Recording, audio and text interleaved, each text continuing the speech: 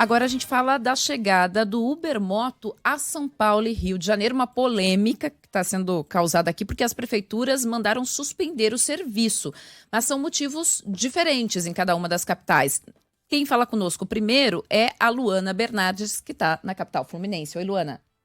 Oi, Ellen. Bom dia, Carla e Sheila e aos nossos ouvintes. A modalidade Moto Uber chegou aqui ao Rio de Janeiro ontem e, como você disse, já está gerando polêmica e embate entre a Prefeitura do Rio e a empresa, né? Ontem o prefeito do Rio, Eduardo Paes, compartilhou no Twitter a informação de que na cidade de São Paulo o Moto Uber havia sido suspenso, né? Essa modalidade havia sido suspensa e foi bem incisivo. Ele falou, nem tentem por aqui.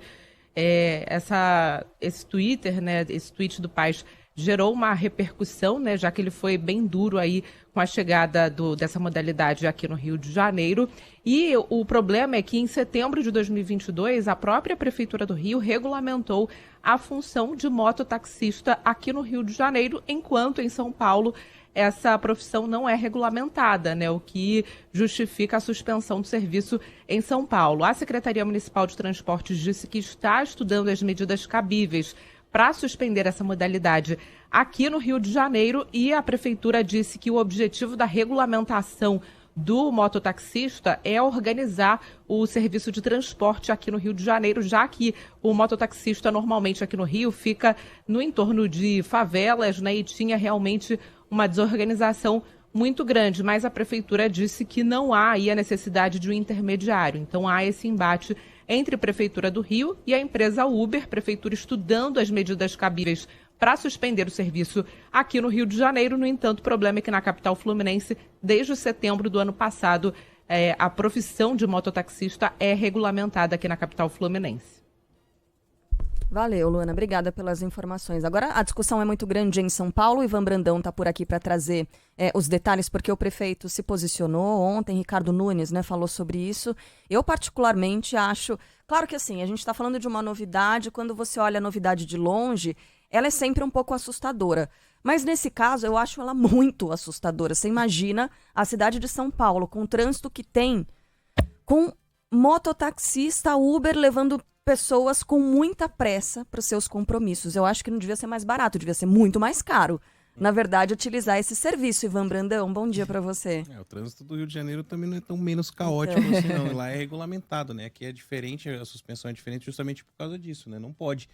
Na cidade de São Paulo, mas o que a Ellen estava falando aqui fora do ar, né? Cidades da região metropolitana da Grande São Paulo é permitido. Então, como é que faz também? Se eu moro em São Bernardo e quero utilizar lá pode, eu quero vir trabalhar em São Paulo de mototáxi, né? Isso, só que aqui não pode.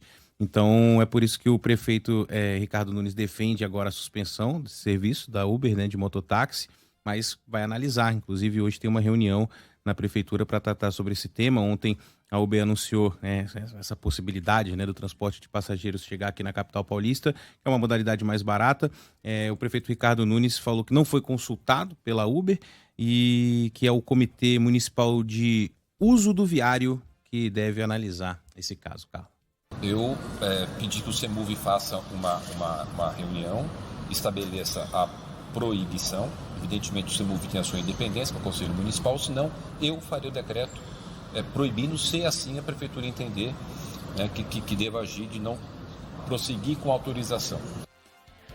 A cidade de São Paulo não tem legislação, né, para o funcionamento do serviço de mototáxi, tem uma decisão judicial que permite essa operação, mas os transportes geralmente não. Tem que ser regulamentado pela prefeitura, né? A empresa afirma ainda que é feito uma diz que a Uber, né? Diz que checa, porque isso também foi motivo de discussão, né? Os antecedentes criminais, tinha muito ouvinte falando que como é que eu vou reconhecer se é o motorista mesmo, né? Porque tem aquela questão do capacete, você olha a placa, olha o motorista, se é o mesmo que está ali na foto. De qualquer jeito, a gente procurou a Uber mais uma vez, eles não publicaram uma outra nota, não disseram se vão suspender ou se vão manter o serviço, né? Aqui, por exemplo, tem gente aqui na redação que o aplicativo já oferece o serviço de mototáxi. No meu não aparece. No meu aplicativo ele não está disponível. Então, é algo que precisa ser discutido ainda. Provavelmente porque ele mora em São Bernardo. Ele mora na cidade da Grande São Paulo. Bom, não sei. Daqui para lá, você está dizendo? Para ir daqui para casa dele, né? E aí é isso, a diferença de São Paulo para o Rio é essa, né? No Rio já existe, é porque a Sheila estava falando aqui, né, Sheila? Né? Em São Aqui. Paulo, como é que a gente pode ter um Uber moto se o serviço de mototáxi no geral não é regulamentado? Pois é, exato. Diferente do Rio, onde existe um serviço de mototáxi, mas o prefeito não quer deixar que uma empresa faça esse serviço. Então são discussões diferentes, discussões iguais, mas diferentes. Né? Por outro lado, tem ouvinte hoje de manhã que mora em Paraisópolis e disse, bom, aqui esse é um serviço que funciona. No Rio de Janeiro, aliás, essa regulamentação ela veio muito em função das comunidades, né? Porque o serviço de mototáxi é muito utilizado, onde o transporte público não chega, tem dificuldade de acesso ou por causa das características, sei lá, geográficas mesmo, ou por causa da segurança. Então, nesses pontos, no Rio de Janeiro funciona. Tem ouvinte dizendo aqui, olha, serviço de mototáxi funciona para a cidade menor. São Paulo é uma megalópole, é uma selva, né? Realmente, eu concordo aqui com esse ouvinte. Eu já morei em uma cidade em que havia serviço de mototáxi, Ribeirão Preto, isso faz muitos anos já.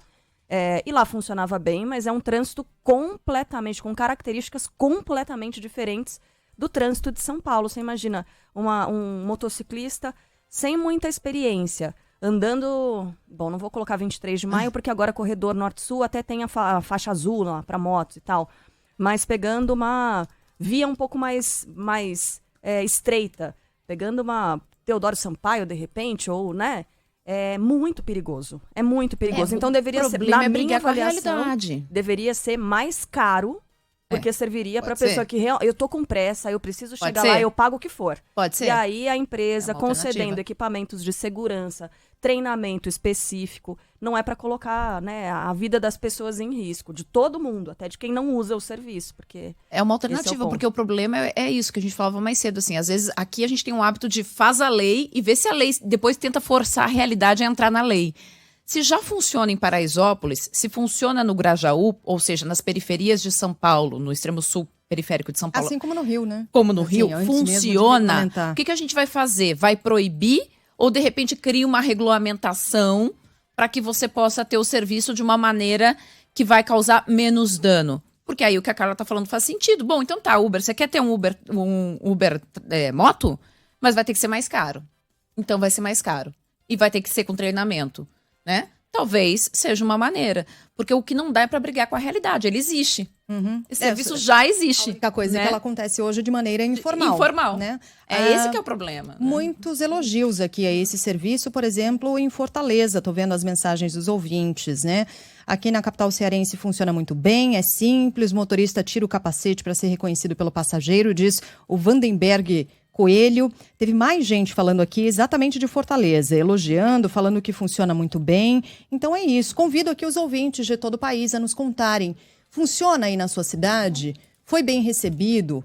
Né? Acaba sendo uma alternativa para transportes públicos que funcionam mal via de regra aqui no Brasil? Manda para cá também sua mensagem. 11 999 592 100.